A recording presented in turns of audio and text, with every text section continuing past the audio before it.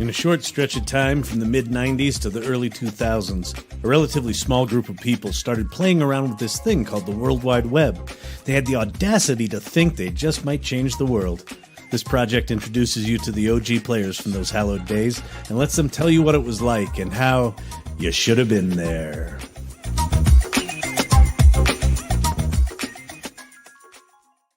Episode 25. Today we're talking with David Armano. He's a creative beast, strategist, digital dude.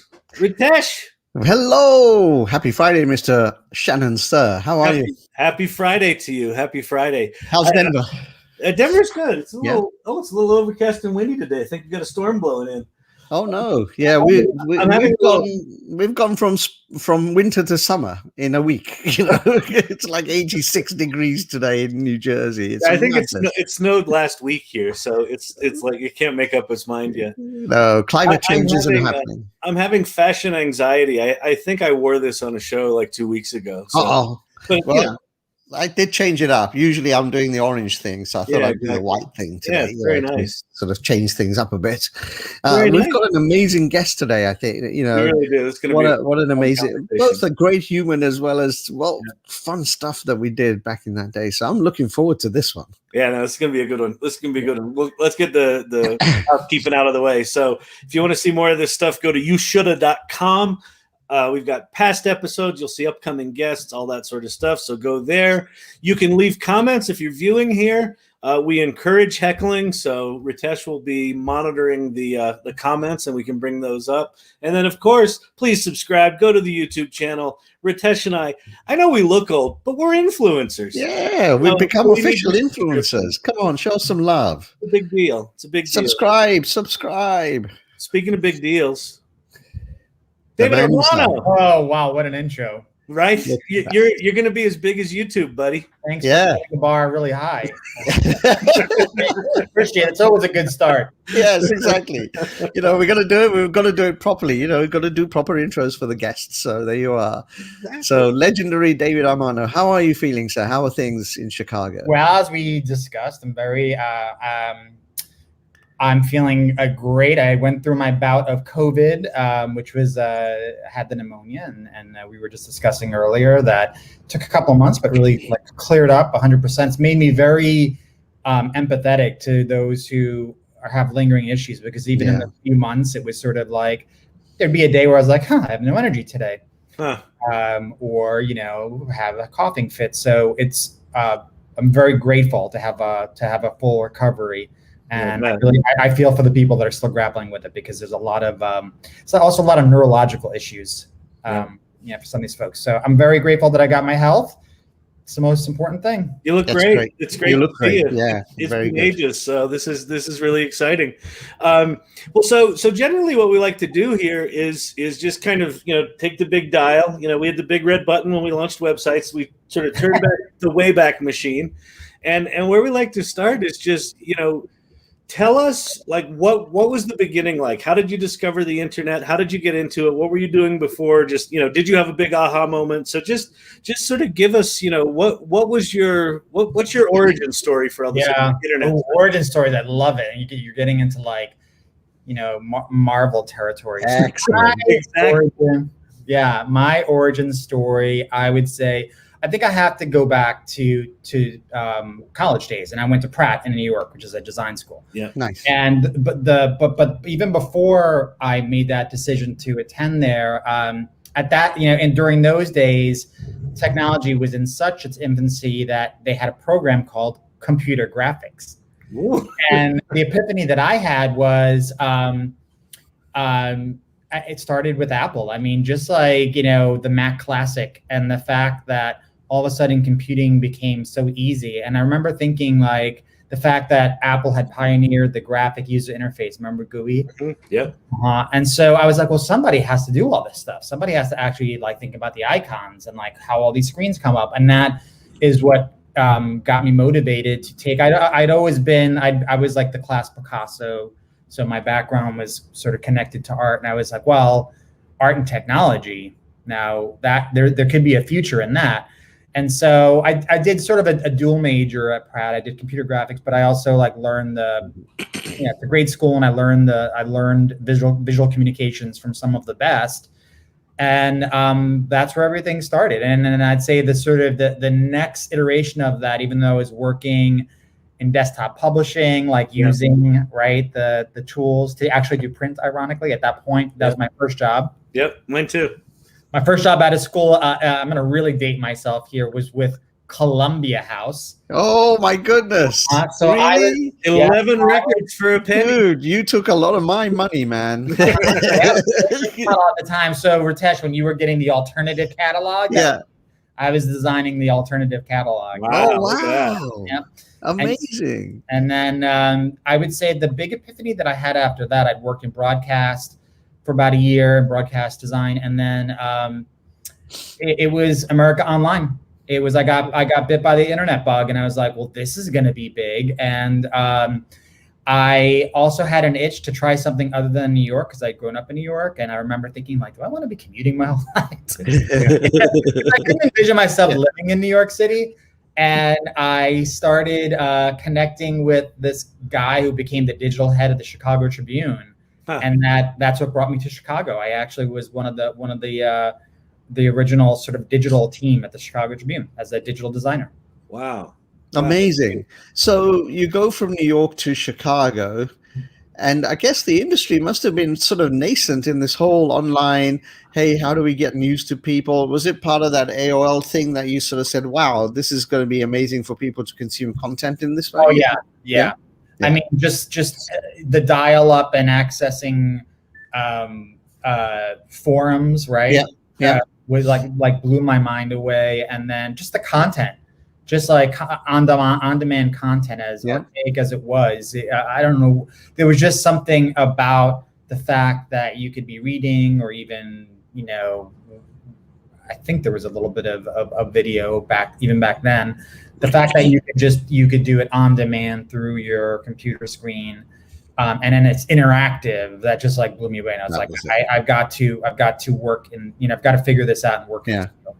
It's funny how AOL made such a lot of money from people who wanted to be on that home screen. If you remember, there was a whole bidding system and then if you got on that home screen, your volume of just visitors went through the roof because you were one of the first icons to load up, right? Yeah, who are we talking to? Lou Lou Gersh. Lou Gersh. Yeah. He got on the second level. Like, he wasn't on the homepage, but he got on the second level, and they made some obscene amount of money in 24 hours. Yeah, it was amazing. So now you're in Chicago and you're at the Tribune. Yeah, so I'm in Chicago, and I learned HTML. I mean, I had a little bit of basic knowledge, but like back then, when you were sort of a digital designer, you were coding in HTML. You were at that point, I'd actually gotten pretty good at Flash. Yeah, like doing it myself. I did for the Chicago Tribune. I did their first. What do we call those? Sitemap. Remember Sitemap? Oh, right. Oh my gosh. And it was a 3D animated sitemap, and I literally designed it. It was like spheres that moved around, and people were blown away by it. That was like my claim to fame. And then it was funny that like it was so experimental, and my boss was a bit ahead of his time. And after a few years of that, like, the web became a little bit more standardized, and pages started to begin to look more templatized. But it was amazing experience, and I feel like I also soaked up just some journalism basics and basic storytelling at my time at the Tribune. My path to agency.com was after being at the Tribune for a couple of years. I was like, ooh, the advertising part looks kind of interesting. And I worked for I was at a local agency as like the sole internet guy. They called me the internet guy. I was like, oh, Armano, the internet guy. Talk to him.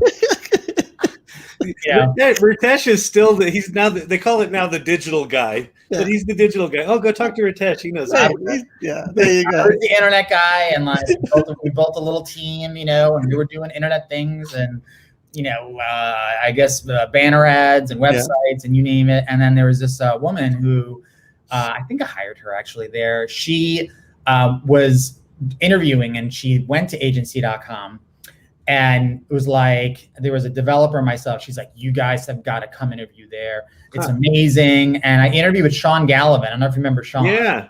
Wow, and it was there's a name I haven't heard in a while. And it was like the craziest, like barely got through my book. He's like, all right, you're hired. It was like one of those things. Yeah. Yeah. And then I got hired on as a creative director. What year was that, David? It was either 99 or 2000. No, I think it was 99. 99. Yeah, because I remember coming to Chicago and meeting you and Elizabeth and those guys in 99. Yeah, probably 99. Tail end of 99. Yeah. That was full hype, right? That was, that was full on at the time. The internet was just insanity. All the companies were going public. So you came in the middle of the madness. It was so cool too. Like I remember the biz dev team loved me, and they loved me because like one of the things that I did, we had won business from Jockey, and I scanned in a pair of my jeans and then bought some Jockey underwear and did this whole, like, the pitch was done in Flash. And like the jeans like flipped down to reveal the Jockey underwear. And there was navigation, and it was like I themed it, go underneath it all. And then the whole pitch was done in that interface, and I literally coded all the Flash for that. I mean, coded. Well, yeah. Well, no, you did. You did actually. Yeah. that was what got my that's what got me on the map there as if I was an entity at all, it was that initially. Wow, that's cool. That's cool. I do remember that at that time, a lot of the creatives had to code as well. And that's the difference. You had to learn HTML, you learned Flash, you learned JavaScript. There's a bunch of guys who were doing all of that stuff, and you had to do that very quickly, because I remember the Citibank pitch we did, the last big pitch that we did in New York, we did it all in Flash. Yep. And no tech guys were involved in that pitch. It was just the creatives did the whole thing in Flash and then put it all together, and we presented it in Flash. It was amazing. Yep, absolutely amazing. And now Flash is no longer a thing, as evidenced by the agency.com site that my team did, like the little Flash module. Just it will never light a day again. No. There it is. Oh, there we go. There you go. No longer supported. Look at that, copyright 2003. This is this is, you're starting to get serious as an agency, but but whatever you built there, do you remember what that module was? Yeah, it was the case studies, absolutely, and they were like in these animated squares, right? That you would expand. Oh, that's right. I remember that. It moved. Yes. I led the team that did this, and I feel like it was one of our better sites. I mean, it was one of the last ones right before we did the total rebrand. Yeah, with the big black and white, and when the brand went in a different direction. This was one of the. I think this might have some iteration of this was the last site. It was kind of the last iteration of with the circle logo and the all caps agency.com. Yeah, that's right. Wow, that's so cool. Wow, look at all this. That's Jennifer. She was gosh, I feel like she was our office.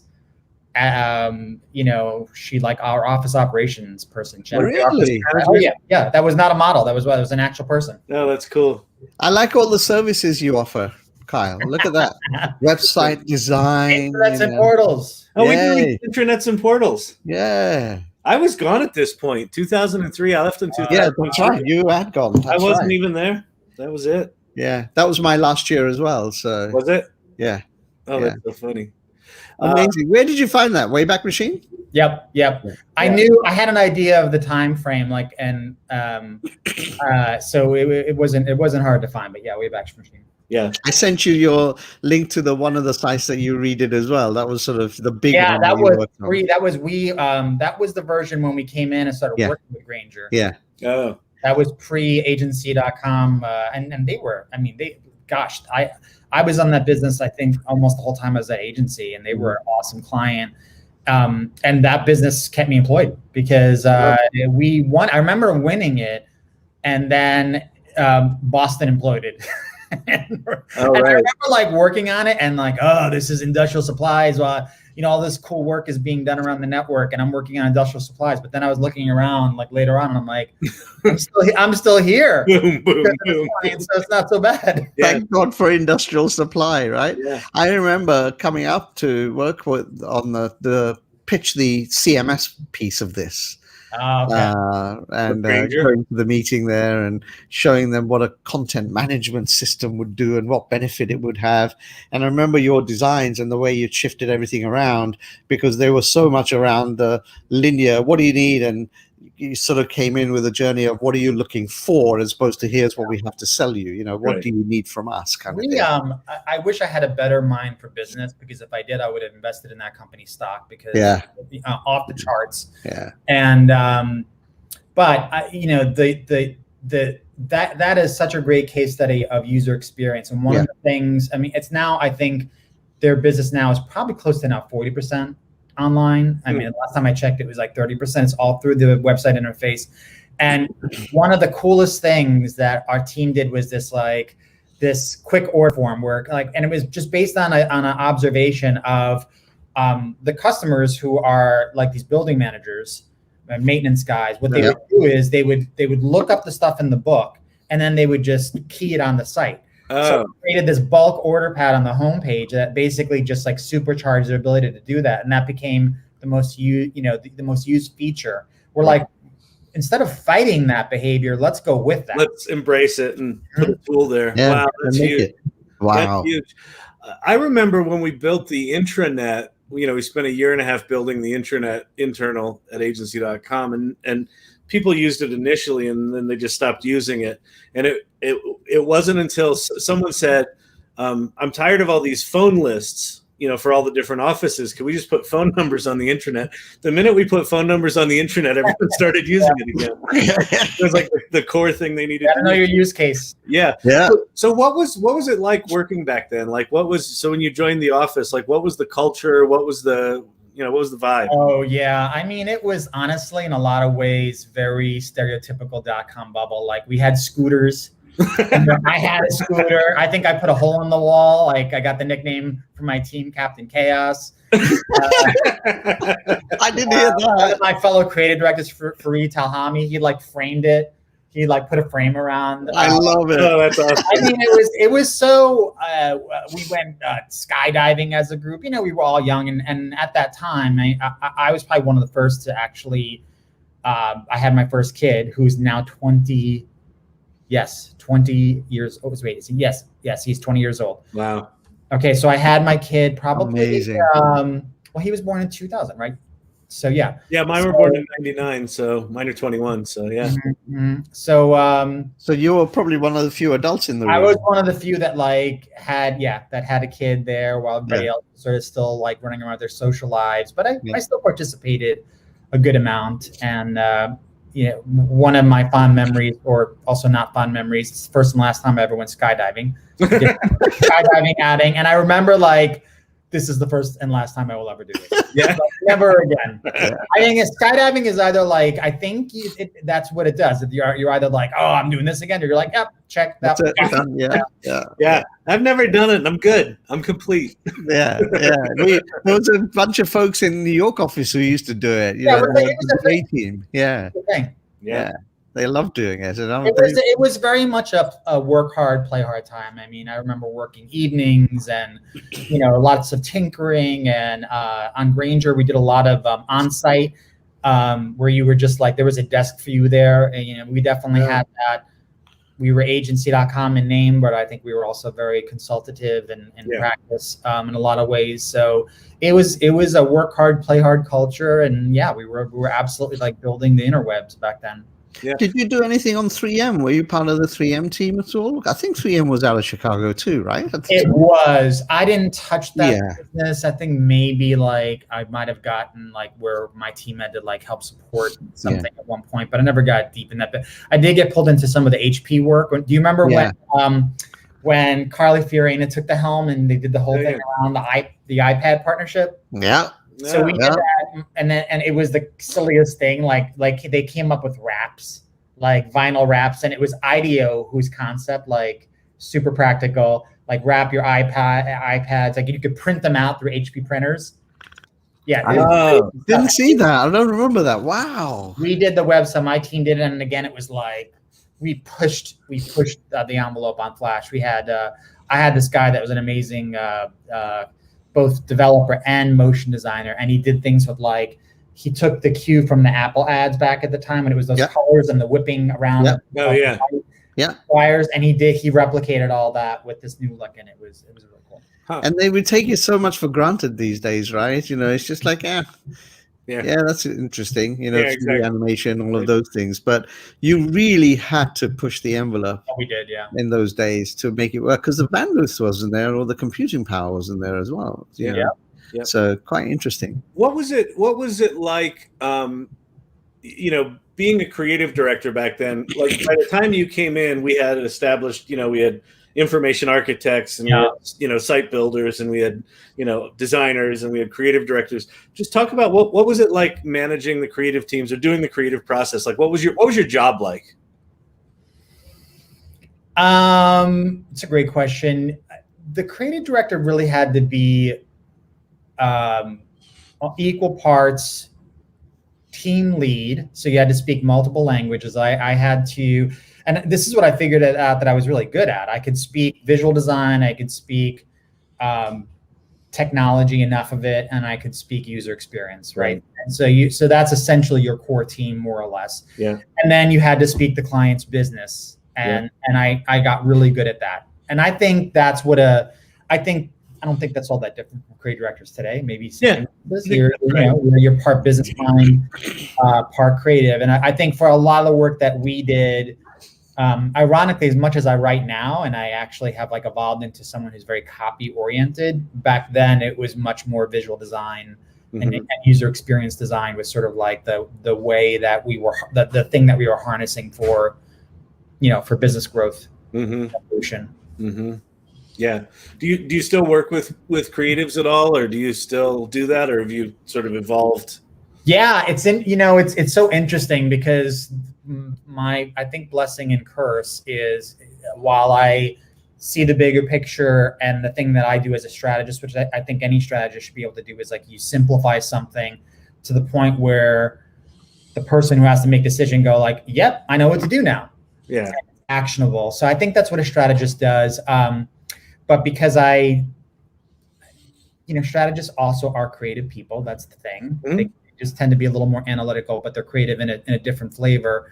So when I work with creative teams, and I've worked with them at Edelman, it's this fine line of, as a strategist, you have to give the space, like let the creative team do their craft, because you don't want to do that job, and you have to let them. But then you also need to sometimes gently guide them back to the strategy, because they'll go off. And so I think as a lead strategist, who's someone who's also thinking about the business objectives, you straddle that line between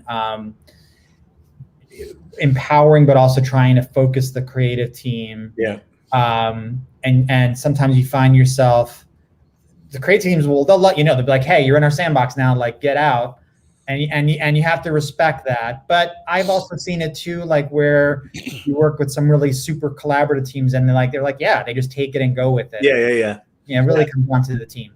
Yeah. I think, but I think in sort of following you early on, after agency, you were starting to get that brand strategy, creative vision together. I think you were one of the early ones of those that I remember from the agency days. You look at someone like you or Ben Jones, doing that kind of mix of what's your strategy, what's the business you're trying to do, and then how do I creatively put it together. There's a few people out there that can do that. Matt Zucker's another one. He's a prophet. Yeah, exactly. And I feel like he operates. And look, I think it's somewhat of a, not everyone, because I know a lot of creative directors that are really just about the creative craft. That's right. Yeah. Exactly.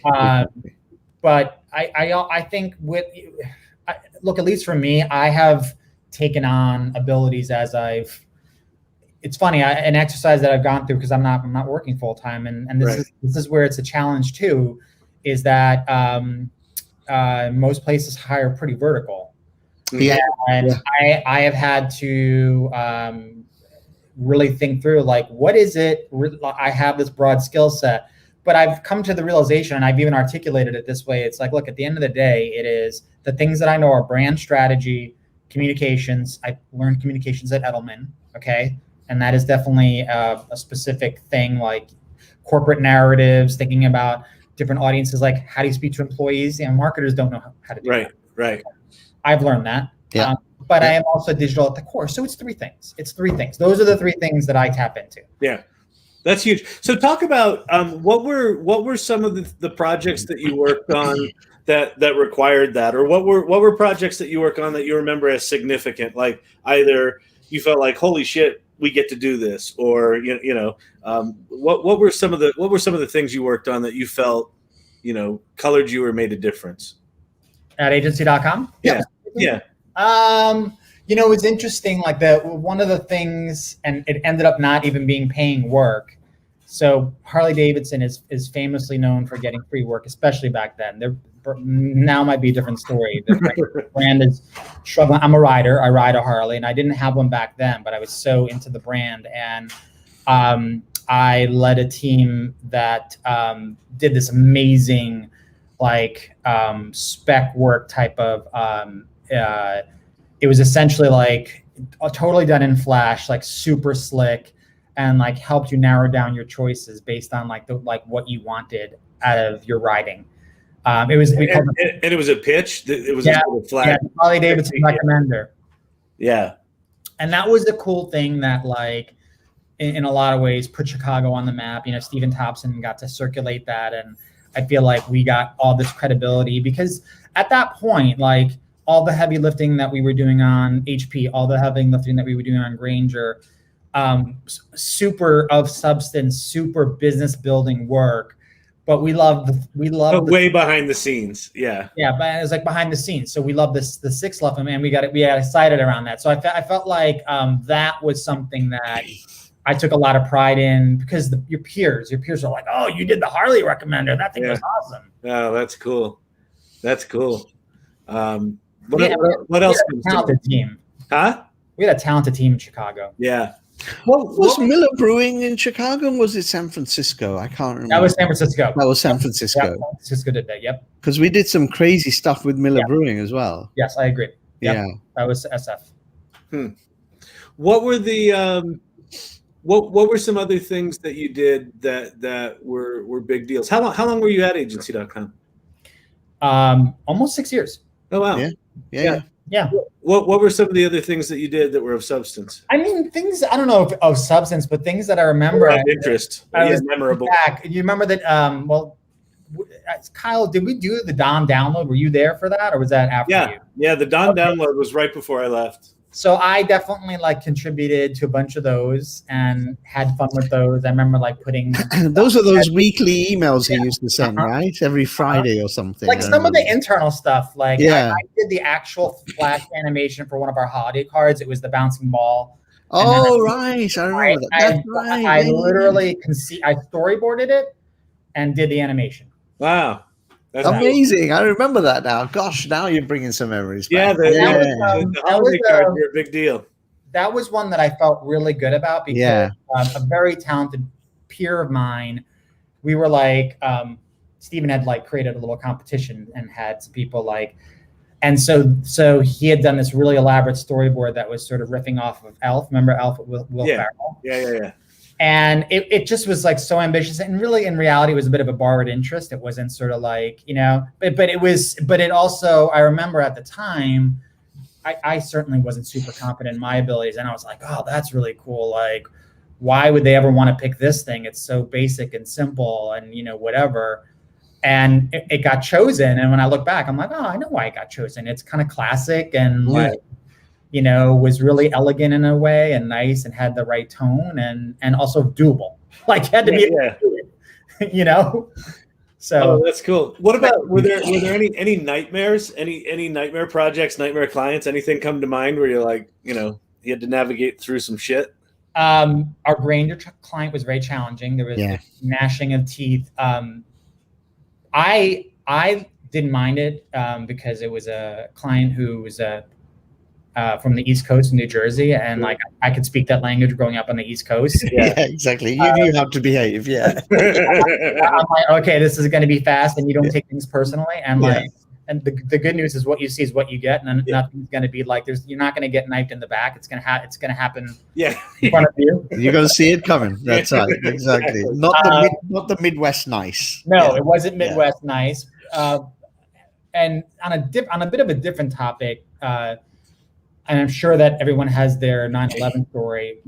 Mine was, I remember it so vividly, as I'm sure many people do. Mine was, so being in Chicago, we were in the AM building that got evacuated. But in my situation, I was, I had to go to Granger that day.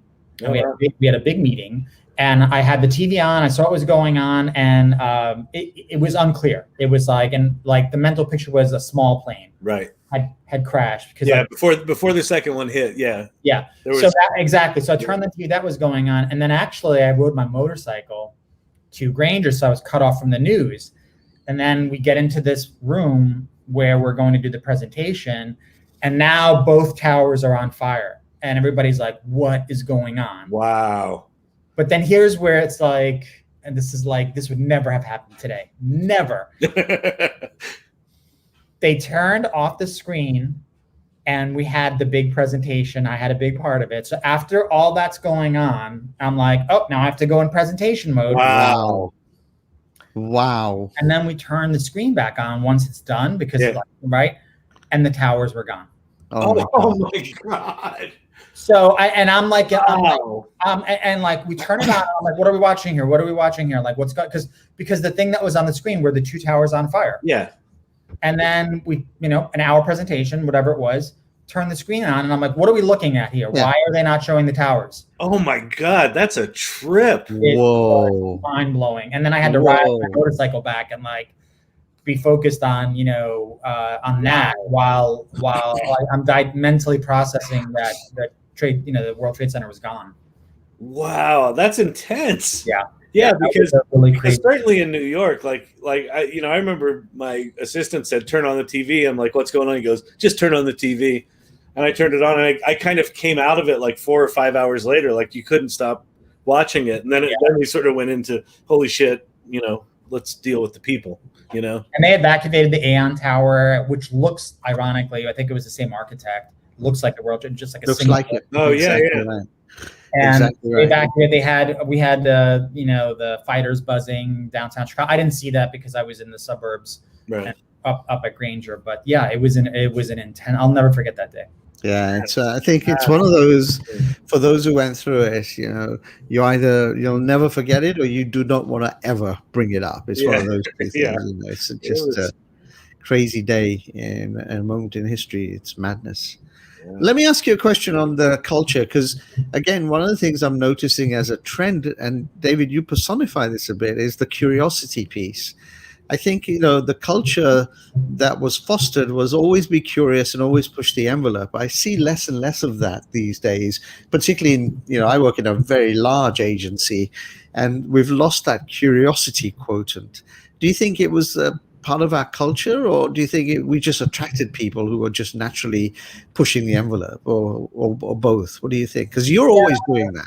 I think it was both, and we were like, in the grand scheme of things, we were small. We were the challenger.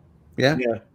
And we got caught up in some hubris, big time, right? No and question. I think we were humbled by that. I actually, ironic that you brought it up. If you were to say, like, I liked the way we reemerged, because it was, we still retained a lot of that curiosity, but it was also very grounded in like, our stuff has to work, Yeah, right. Yeah. Because that's why when I started blogging, I titled it Logic Plus Emotion. I've always been that. I've always appreciated the conceptual innovation side, but I've really, in equal parts, appreciated the serves a purpose side. And I think, and I've also, like, as someone who came from a designer background, I've always, I feel like the truest definition of design actually does that. It's like it's problem solving. Yeah, exactly. Well, that's a good segue. I mean, talk about what from those early days carried forward? What have you jettisoned? Sort of what's colored you moving forward? Talk about your evolution post agency.com. Yeah. So after agency.com, I went to Digitas, and it was fascinating because I said, oh, they have digit in their name, so they must be super digital. They weren't. Oh, wow. I didn't realize that they were bringing consultants primarily, weren't they? You're going to help be one of our first UX people. Yeah. Wow. Weren't they consultants, David? I think they were mainly consulting at the time, if I remember. Direct mail was actually. Direct mail. Yes, really? They had, I forgot the name of the consult. You're not wrong, Ritesh. They had it was a merger of I'm forgetting the name of the consultant. I think it was MCA, wasn't it? Marketing Corporation of America? Something, yeah. Schlesinger. I don't know. It was one of those because the woman who ran it came from one of those consulting organizations, Laura, right? Well, they merged together, I think, initially a consulting and a direct mail company and probably a digital agency along the way. And then they kind of grew it from there. And when I came on board, they had the Publicis acquisition happen while I was there. Okay. And I left right after that. I'm like, yeah, he's going to get super corporate. Yeah. You've been in the movie. Yeah. I mean, I don't know. It was, it was intense. I was there for 2 years and I did so much work. I actually have awesome deliverables. Talk about, I have consumer journeys that are beautiful. I buddied up with a really talented and underappreciated visual designer. And I'm like, look, I'm going to write the use cases because I've learned how to do that. And then I want you to make them look beautiful. Mm-hmm. And the clients back then ate that stuff up. They probably still do. Yeah. And if you're working for Accenture or something else, but I did a ton of work like that, which then led to, okay, do our digital experience. And then did a lot of websites, did a few online campaigns, a lot of work in 2 years. And then I went to Critical Mass after that. And so it was around the time that I went to Critical Mass that I discovered social media. And I actually first connected with kind of the design and user experience community, but then sort of expanded into the marketing community. And then, by the third year when social media was becoming a big thing, it kind of took on a life of its own. And I became known as probably a social media person in a way.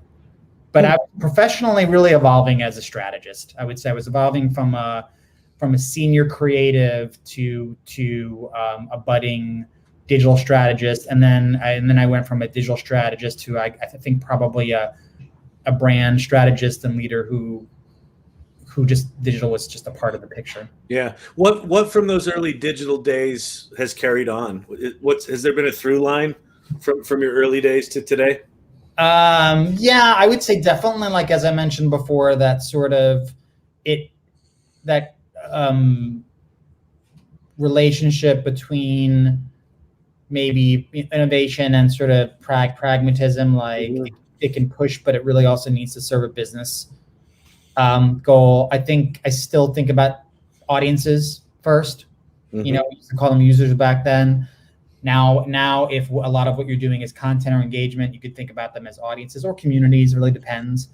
One of the things that I've learned about PR and sort of where I think there's actually a natural connection point between communications and sort of user experience design is in communications, you think about multiple audiences. I alluded to that earlier. You think about we need to communicate to employees. So even though our North Star is X, with the way we communicate that to employees needs to be this way, or we need to communicate to investors, or we need to communicate to the end customer or consumer, or the media, and we have to communicate something to them to tell us, to tell the story, or a analyst or an influencer, right? So I just spat out 6 different audience types. Right. They all have different needs, and they all need to be spoken in different languages. Right. And still yet retain that spine of the North Star. Yep. Yeah.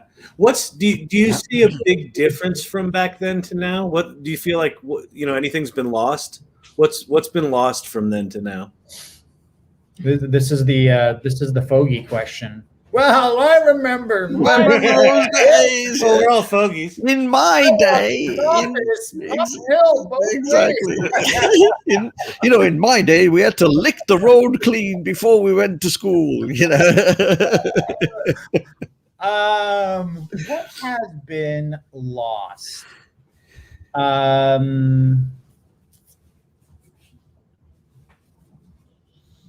mean, it's hard to say. I don't know. I think it's actually still going on. Like when I look at the hype around certain areas like crypto and NFTs, it's interesting. I think back to what we were doing, and I think the difference is I made that my career and took the time to learn it. Right. Whereas I don't think I'm going to make crypto my career, or or I actually hope to learn. This is a whole nother story on crypto, because I was actually an early investor, and then I pulled out when the wallets were getting pilfered and stolen. I'm out. This is crazy. and now it's a bit safer. But I don't know if there's anything missing. I just think it's different. I think that actually, to me, it feels like a lot of the same. It feels like a lot of what's happening. I wrote a piece about how it's we're in the midst of a digital renaissance, and I talked about basically the new currencies, what's happening in social audio, and then sort of this subscription economy as three forces. A lot of ways it reminds me of back then. It was e-commerce and user experience, and digital customer experience, right? That's right. That's right. Yeah. How do we get people to buy online was the big thing, if you remember, right? What are we going to do? How are we going to make it easier for them to shop? That sort of stuff. So, but you've always, I asked that curiosity question because there's a few folks who always embrace this new thing, go try it out and play with it and get in board and, that sort of thing. We had Richard Titus on last week, who was talking about how he's doubled down completely on crypto. And really, killing it, doing some great stuff there from his old days of Razorfish and, those kinds of things. But I remember you were a very early adopter of social media, and, you became very good at it. And similarly, I think, this audio thing, I'm not sure if it will continue. I think my participation in Clubhouse has waned dramatically. Yeah, mine too. But again, it's in our blood, I think. There are people in my organization, my team at Ogilvy, who go, "You're on Clubhouse? How'd you do that?" 4 months ago, right? Yeah. I actually think so. I don't know if Ben talked about the Google model, right? Where they try to, the infamous or famed, depending how you want to look at it, 20%. Yeah. I just do that, honestly, for myself.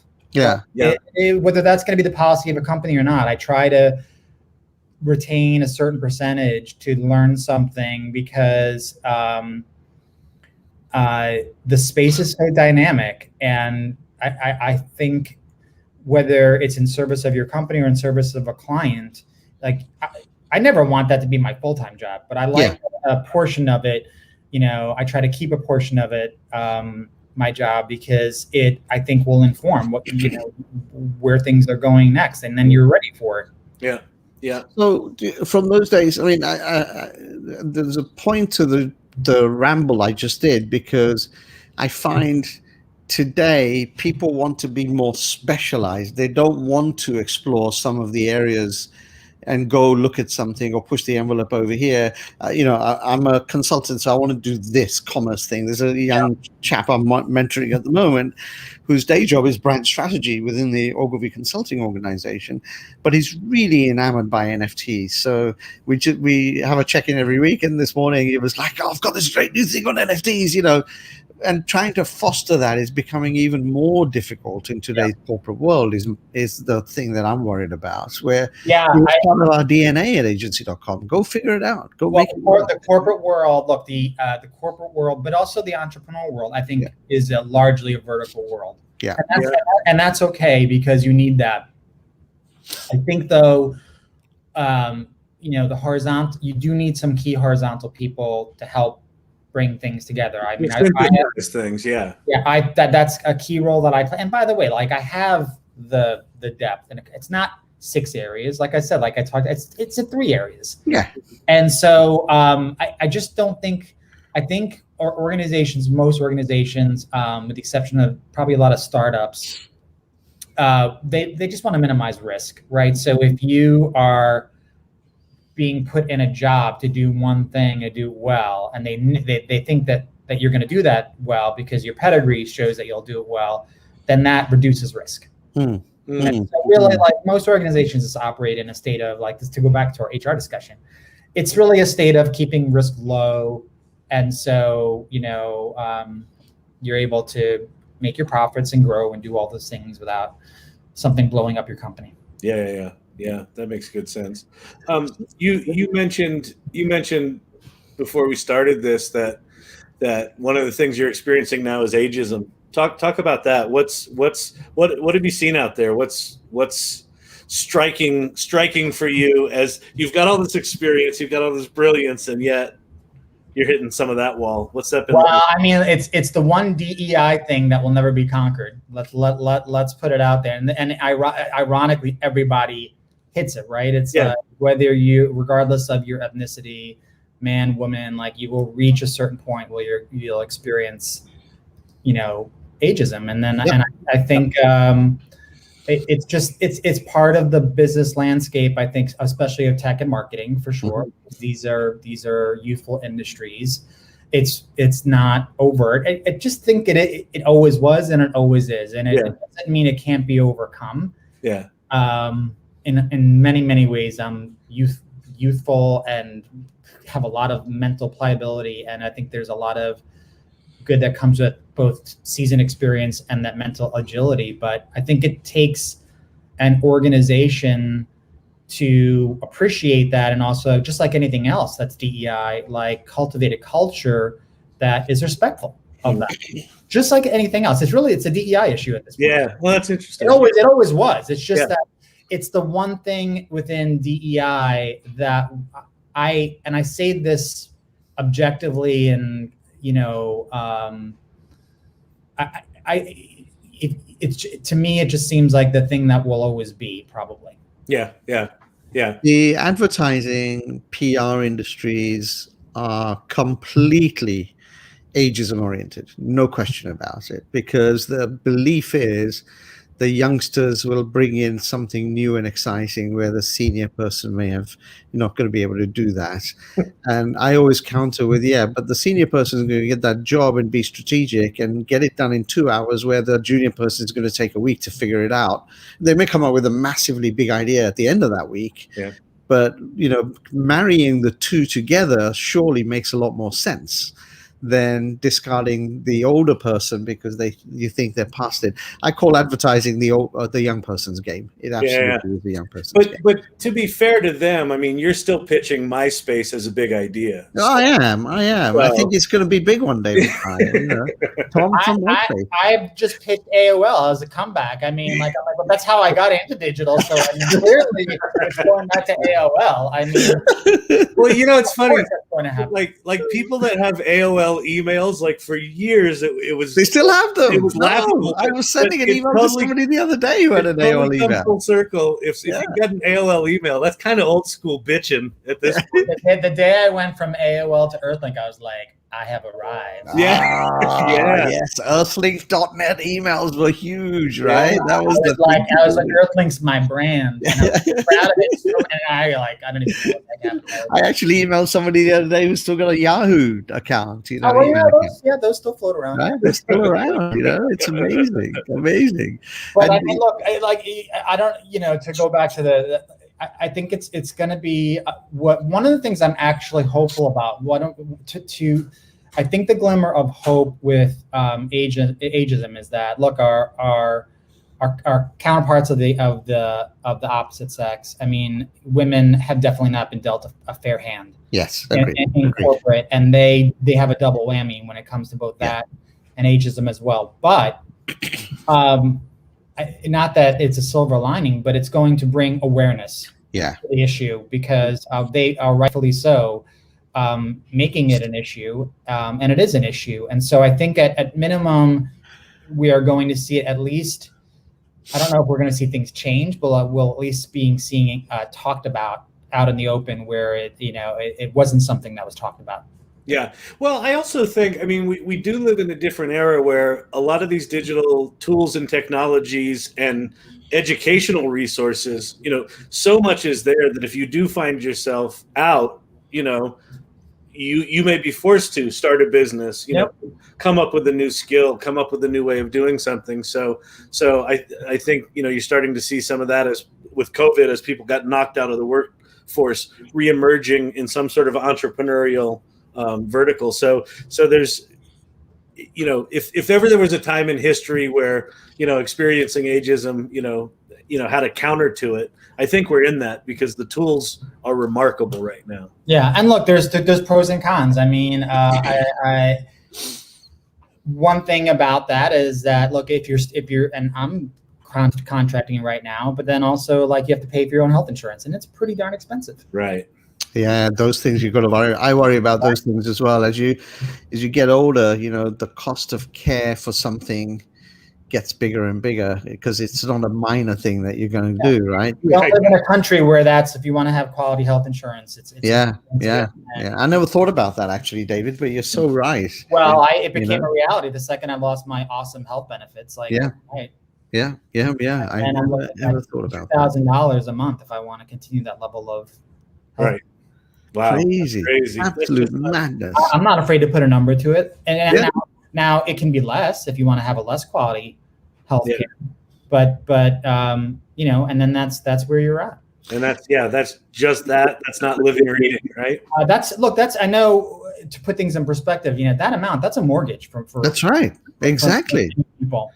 Exactly. It's I think that's happened with the pandemic. I'm a big advocate that it has accelerated so many things, and the much talked about K-shaped recovery, man, we are going to feel that for the next 5 to 10 years, because that gap I grew up in a true middle class. My parents are immigrants from Italy, and that way of life it almost doesn't exist anymore. And so this thing where, people working in tech, for example, they've done awesome. Yeah, not necessarily affected. Right.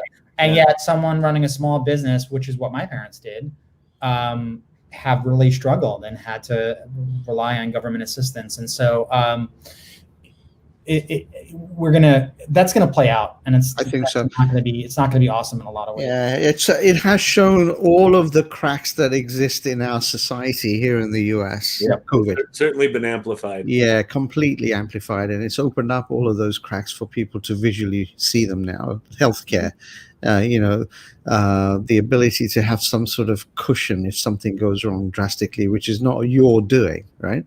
It's different if it's your individual doing, where you start a business but this is not that. This was thrown upon you, and you see how other countries have reacted to it, and it does show a lot of cracks. I mean, I've been lucky. I pivoted into healthcare about 10 years ago, and this is a perfect time for someone like me. I'm in demand more than ever, right? Yeah. But it won't last, and I've got to plan for all of that as well going forward, with kids in college and all of that stuff, right? So it's an interesting time. It sure is. What's the future, David? What are you working on right now? What's interesting? What are you excited about? Gosh, I mean, I have to probably answer that question from a personal and maybe a more kind of high level. And the easier question is sort of like the 30,000 foot, because I think we are, like I said, I mentioned that we are in a digital fueled renaissance. And there's going to be a lot of good, bad, and ugly that comes with it. I think what's happening in the crypto space is very much, it's basically like it's a revolution. It's a kind of F you to Wall Street, and like, we're going to create a new financial system, and then you've got the Robinhoods of the world that are the Coinbases of the world that enable that. I think that what's happening there is incredible, just from a historic perspective. And the digitization of business, which is where we all started, just continues to evolve, and I just find that to be exciting. I think that there's a lot to be done. I mean, Ritesh, you and I have talked about this. in the early days of social, there's been a big change where at least a lot of it was around sort of the exchange of ideas, and now it's become more about entertainment and celebrity, right? And everybody, like this idea of the creator. Everyone can create, everyone can influence, everyone can build an audience. And I don't know, it makes me nervous a little bit. You've probably seen the headlines of like they did the survey, and in China, people want to grow up to be astronauts and doctors, and in the US, they want to be a YouTube influencer. YouTubers. Yeah. That makes me a little nervous. And part of me is like, oh, don't be a fuddy. Like, in your generation, everyone wanted to be a rock star, and that's what it was back then. Yeah.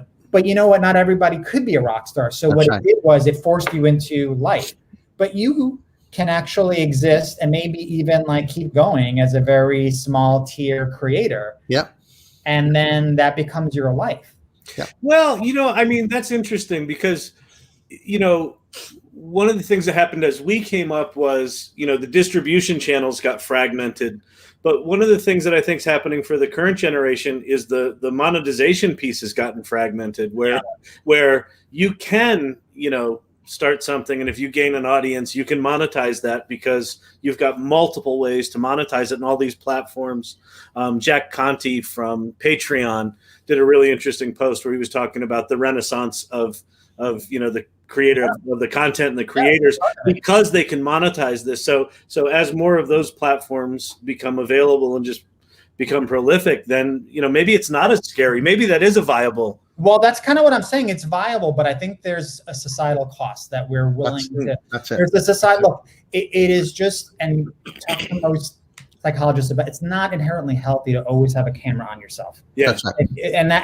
And you have a generation. I have. We talked about this, right, Ritesh?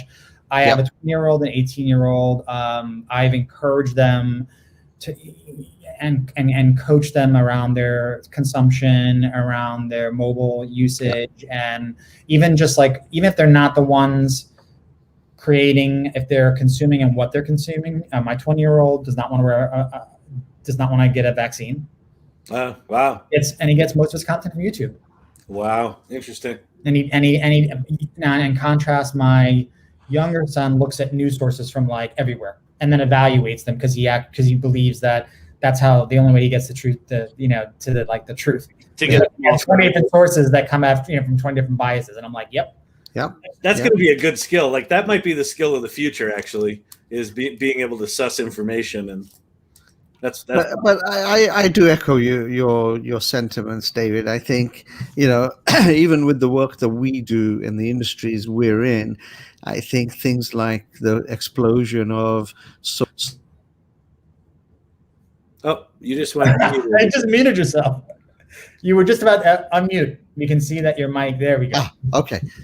I must have hit. You were about to go to such an enlightened area. Yeah, it was a big moment. So I was just saying, it's caused a bad side of things that maybe wasn't thought through properly, and it's at a scale now that you can't undo it. Right. Which is the ability for anybody to give a troll, bully, all of those things with anonymity, and even without anonymity because it's online and you'll never meet me in real life. I had an exchange on a Montclair forum thing on Facebook with a guy in the area, and I said, right, you and I are going to meet up at Tierney's, which is our local bar, and I'm going to sit with you and have a beer with you, and let's see if you have the same conversation with me as you just did on this forum. Yeah. You'd never do it in person. You would never do that, right? Yeah. So I think those kinds of things I fear for, and I do the same thing. We had this conversation, David, about coaching our children, right? Yeah. You got to do it because I think there is a bad side that's not regulated. The hate speech on Facebook is enormous. Yeah. Enormous. If you need anecdotal evidence, so Taylor Lorenz, who's a New York Times, she covers internet culture. Almost every week, she's covering a scandal, like an influencer scandal. And they're ugly and toxic. And now, granted, it's the height of it. Yeah. You have to imagine that's happening down at all levels. Yeah. Right? Yeah. Exactly. So there's a dark side. I'm not saying I will look at it objectively and say that's where culture is, but and there's a lot of people that are benefiting, making a living. I mean, you hear about single moms, starting I just saw that Brie Larson is like cataloging her life, and it can be really encouraging, but there's also, we can go to a dark place too. Go to a dark place quick. Well, David, this has been amazing. Great to catch up with you, and let us know if we can help you in your continuing journey. But it's just fabulous to relive some of those times, but also hear from you and your views. Fantastic as always. Always. I appreciate it, Kyle. I mean, I know you and I have talked a little bit, and it's just good to see you doing your thing. Thanks. And Ritesh, I'm glad we got to connect. We'll do it again soon. Yeah, let's do that. Let's catch up as well. And Kyle, you should get David to do a Storyvine thing. Yeah, exactly. Seriously. Yeah, terrific. Should be good. Okay, good. All right, guys. Have a great weekend. Thanks for having me on. See ya.